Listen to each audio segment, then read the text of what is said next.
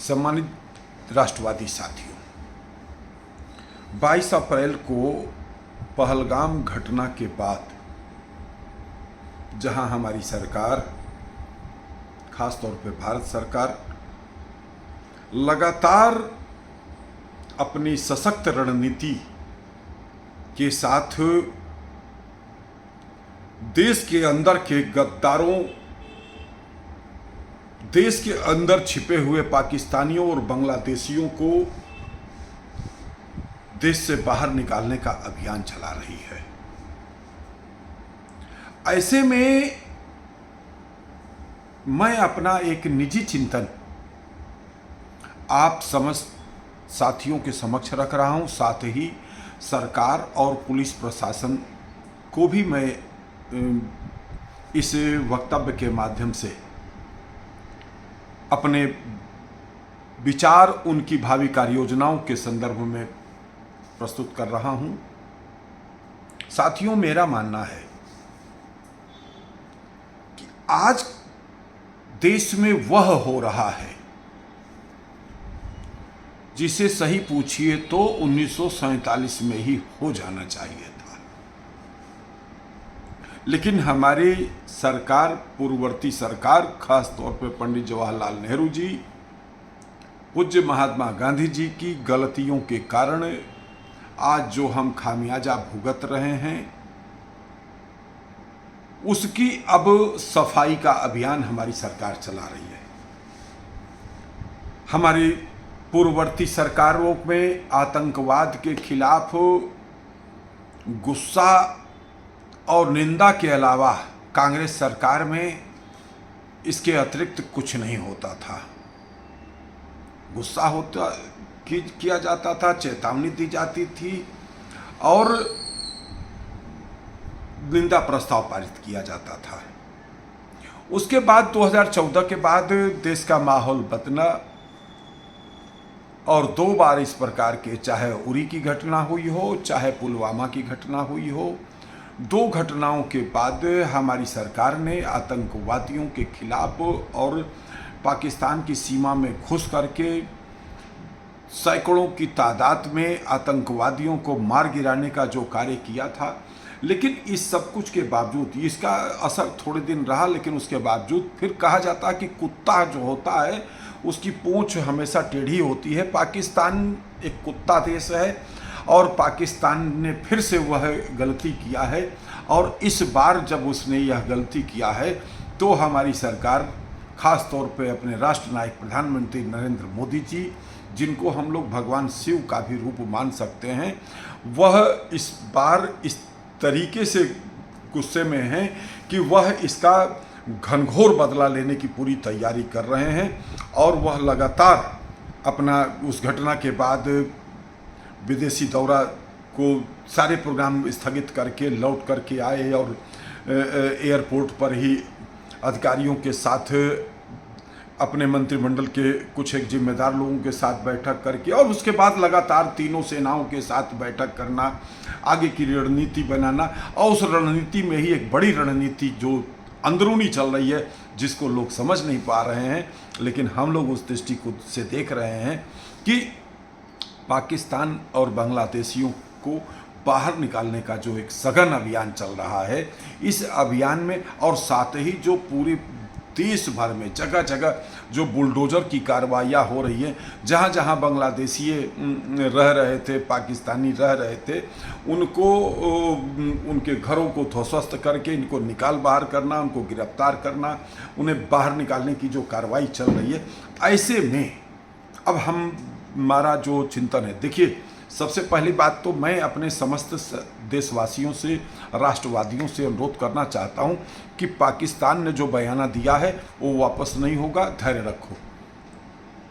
और ऐसा होगा जो प्रधानमंत्री जी ने कहा है वो अकल्पनीय होगा। जो उन्होंने कहा है कि इतनी बड़ी सज़ा मिलेगी जिसकी वह कल्पना नहीं कर सकते हैं, तो उतनी बड़ी सज़ा आतंकवादियों को, पाकिस्तान को और आतंकवाद के सरपरस्तों को मिलने वाली है, यह बिल्कुल तय है। लेकिन इसके साथ एक स्थिति जो हम चिंता कर रहे हैं और जिसके लिए मैं खास तौर पे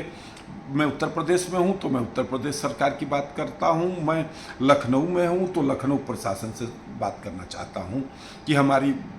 बात को थोड़ा सा ध्यान देने की कृपा करें। मेरा अपना ये मानना है, एक मेरा निजी चिंतन है कि जिन लोगों के ऊपर बुलडोजर की कार्रवाइयाँ हो रही हैं और जहाँ जहाँ से ये सब निकाल बाहर किए जा रहे हैं, अब इनके भी मन में यह भाव आ गया है कि हम अब यहाँ नहीं रह पाएंगे, अब हमारा जाना तय है। तो होता क्या है कि कभी कभी लोग जो है जब ये जान जाते हैं कि अब तो हमारा सत्यानाश हो रहा है और हो ही जाएगा, उन स्थितियों में कुछ यह लोग इस प्रकार की घटनाओं को भी अंजाम देने की कोशिश कर सकते हैं, जिसकी हम चिंता से सरकार को, पुलिस प्रशासन को अवगत कराना चाहते हैं कि जब इनको ये लगेगा कि अब हम जा रहे हैं तो ये हो सकता है कि जहां अल्पसंख्यक हिंदू समुदाय कम,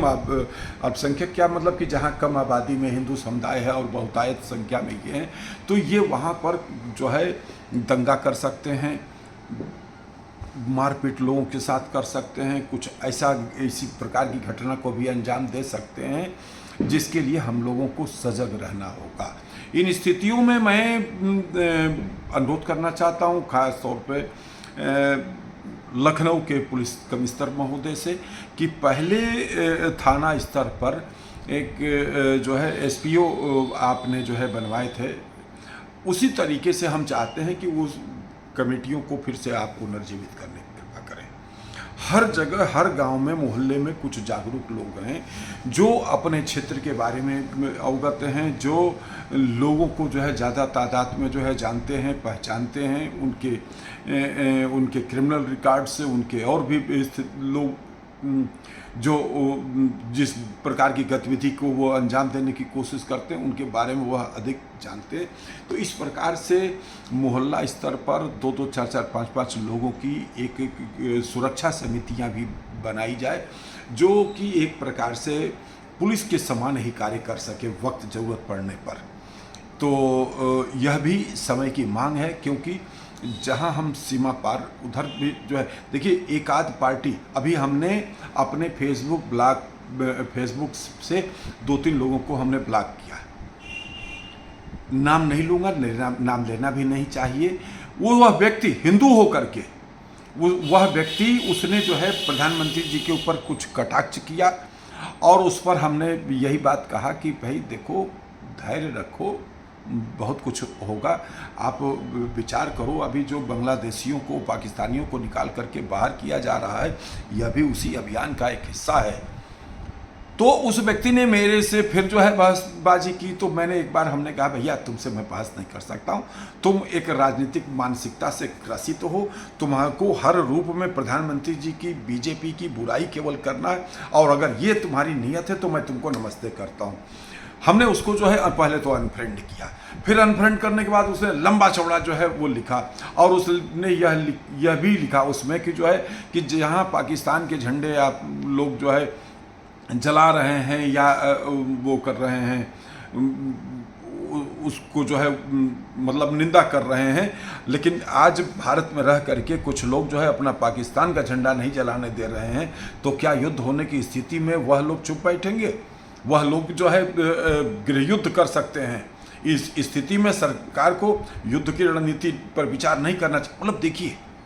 मानसिकता क्या है, कितनी क्षुद्र मानसिकता। तभी मैंने कहा, मैंने यह बात भी मैंने लिखा कि आप ही जैसे लोगों के कारण हम 500-800 साल लगभग जो है गुलाम हुए थे। इन्हीं प्रकार की स्थितियों में मुगल बहुत बड़ी तादाद में, लुटेरे डाकू ये नहीं आए थे, बहुत कम संख्या में आए थे। अंग्रेज भी बहुत बड़ी तादाद में नहीं आए थे।